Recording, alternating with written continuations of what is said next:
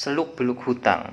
Rata-rata orang yang sudah bermasalah dengan hutang, kalau ditanya sejarahnya itu gimana, mereka akan menjawab modal untuk usaha, untuk bisnis, tapi usaha atau bisnisnya macet, akhirnya nggak bisa bayar hutang.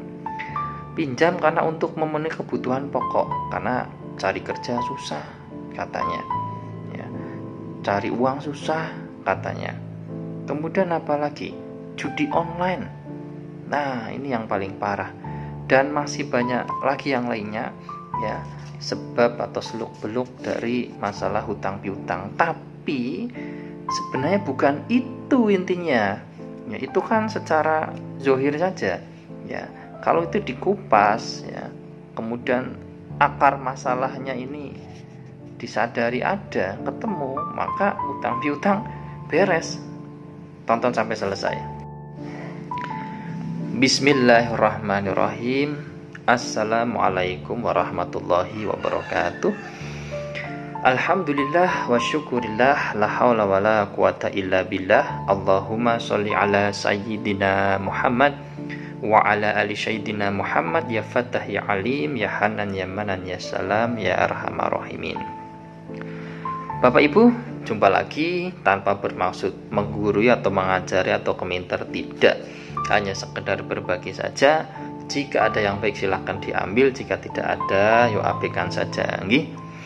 Baik, pada video ini saya ingin sharing ya tentang ya, saya kasih judul seluk beluk hutang ya. Orang yang menghubungi kami ya, tukar pikiran, cerita ya, tanya, sharing, bahkan ikuti bimbingan Riyadhah 40 hari lunas amanah hutang piutang, itu rata-rata menjawab atau bercerita utangnya terjadi karena apa? Karena untuk modal usaha ya, modal usaha dapat pinjaman, entah pinjam orang atau pinjam instansi seperti itu, usahanya tidak jalan, akhirnya tidak bisa bayar angsuran, terlilit. Nah, ada juga yang karena tidak bisa memenuhi kebutuhan hidup, padahal pas ditanya yo seger ya, yo sehat ya, masih muda ya. Ada juga karena judi ya, ada juga ya, nauzubillah ya. Ini sebenarnya alasan-alasan atau cerita-cerita klasik saja ya. Tapi masalah utamanya bukan di situ Bapak Ibu ya.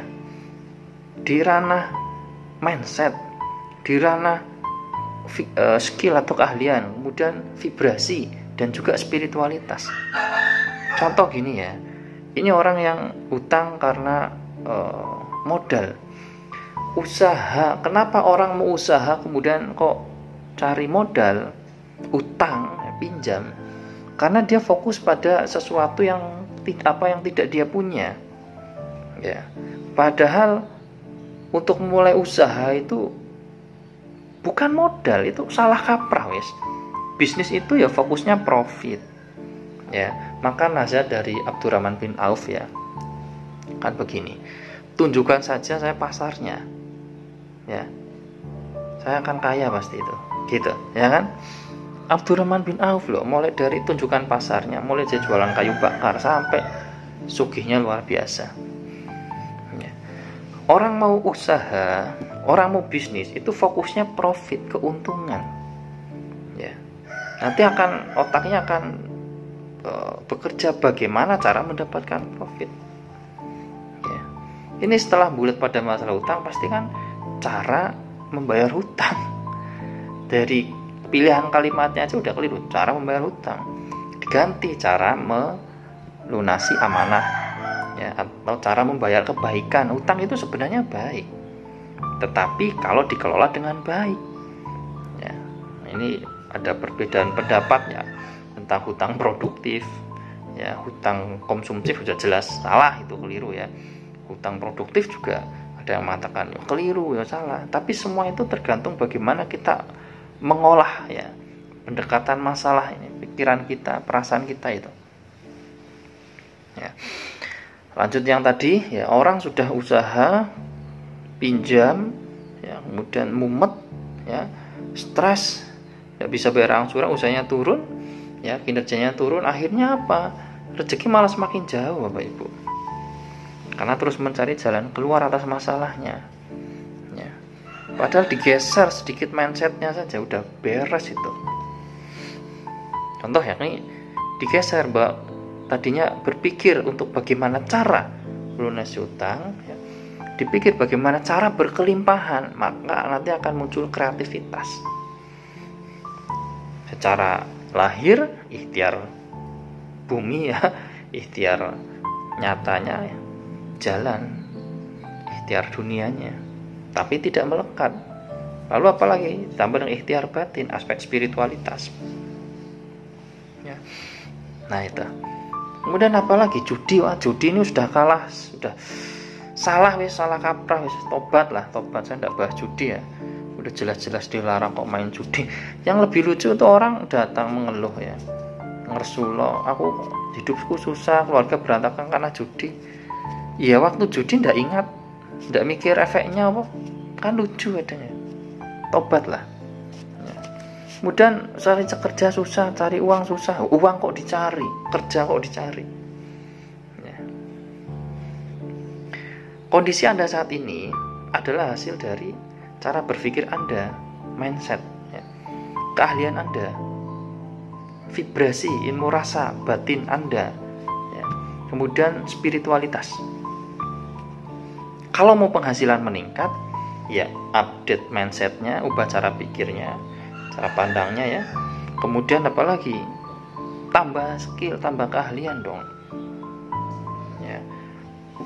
Maka kalau ada orang yang masih muda mengeluh itu, saya biasanya kirim video, ada orang-orang yang maaf kata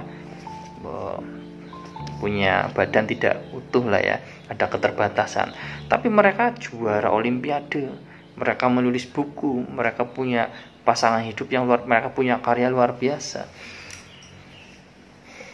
gitu ya. Kenapa potensi dalam diri itu tidak muncul, kreativitasnya mandek? Karena banyak mengeluh, banyak menyalahkan, sampai pemerintah disalahkan, lapangan kerja susah, cari kerja susah, kerja kok dicari, nanti dapat kerja uangnya sedikit ya kan. Nah ini mengeluh lagi, loh katanya cari kerja bukan cari uang. Cari uang juga keliru, jemput uang, uang itu ada di mana-mana, sangat dekat dengan kita. Uang itu energi. Jadi kalau ngomongin uangnya, uang itu energi ya. Nah itu, nah itulah 3 hal ya yang sangat banyak di masyarakat itu ya, seluk beluk hutang.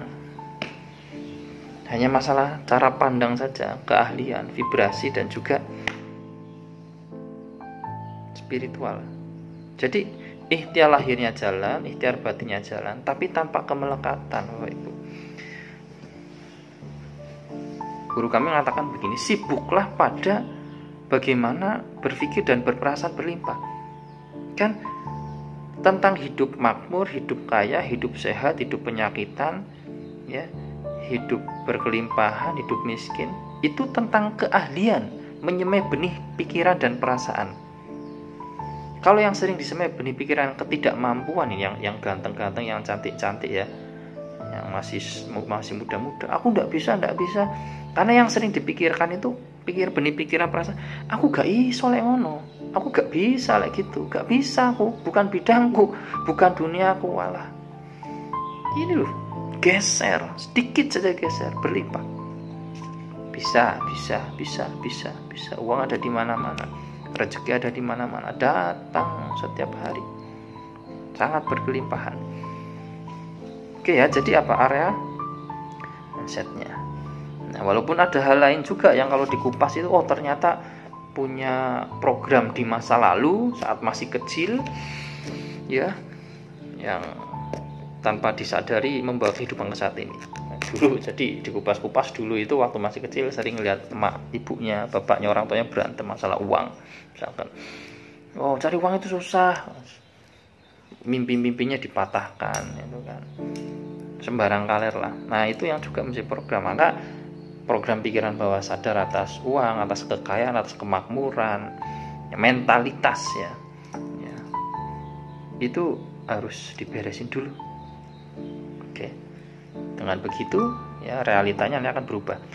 Perasaannya berubah, realitanya berubah. Ingat bahwa kalau rasanya masih sama, artinya masalahnya masih lama. Realita selalu mengikuti persangkaan. Mindset, keahlian, vibrasi, spiritualitas.